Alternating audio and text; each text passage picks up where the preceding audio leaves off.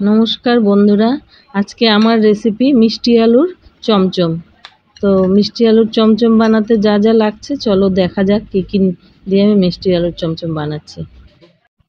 আমি কয়েকটা মিষ্টি আলু নিয়েছি। এই মিষ্টি আলুকে ভালো করে জল দিয়ে ধুয়ে পরিষ্কার করে নিয়ে তারপরে আমি গ্যাসে বসিয়ে দিয়েছি সিদ্ধ হবার জন্য। আমার মিষ্টি আলুটা সিদ্ধ হয়ে গেছে। আমি 10-15 মিনিট মতন এটাকে সিদ্ধ করে নিয়েছি। এবার চোকলাটাকে আমি ছুলে নিব। হ্যাঁ, আবার দেখতে হবে যে বেশি যেন সিদ্ধ না হয়ে যায়। সব আলুগুলোকে ছুলে নিয়ে এবার আমি সবগুলোকে একসাথে মেখে নিব। এর মধ্যে আমি 3 চামচ ময়দা আমি মেশাবো। ময়দা মিশিয়ে ভালো করে মেখে একটা ডো তৈরি করব।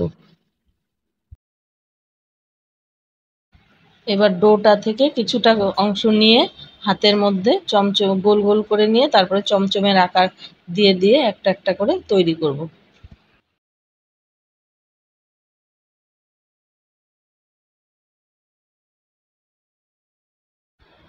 পুরো ডোটাকে আমি সব চমচমের আকার দিয়ে নিয়েছি।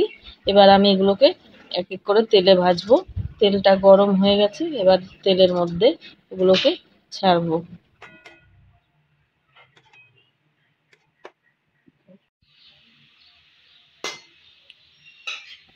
চমচমগুলোকে লাল লাল করে একদম গোল্ডেন ব্রাউন করে তেলের মধ্যে ভেজে নিয়েছি। এবার আমি একটা প্লেটের মধ্যে তুলে রাখবো এগুলোকে।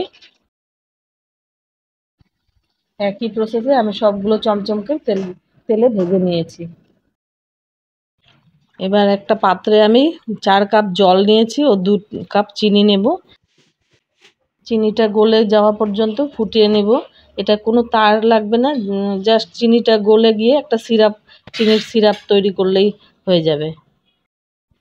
চিনির সিরাপটা আমার তৈরি হয়ে গেছে। এবার আমি 1 চামচ এর মধ্যে এলাচ গুঁড়ো মিশিয়ে দিলাম। চিনির সিরাপটা আমার তৈরি হয়ে গেছে। আমি গ্যাসের ফ্লেমটা অফ করে দিয়ে এবার ভেজে রাখা চমচমগুলো শিরার মধ্যে দিয়ে দিব এক এক করে। সবগুলোকে ঢেলে এভাবে শিরা উপর দিয়ে ছড়িয়ে ছড়িয়ে দিয়ে আধা ঘন্টা ঢেকে ঢেকে আমি এটাকে রেখে দিব, তারপরে সার্ভ করব। চমচমগুলো একদম নরম তুলতুলে খুব সুন্দর হয়েছে।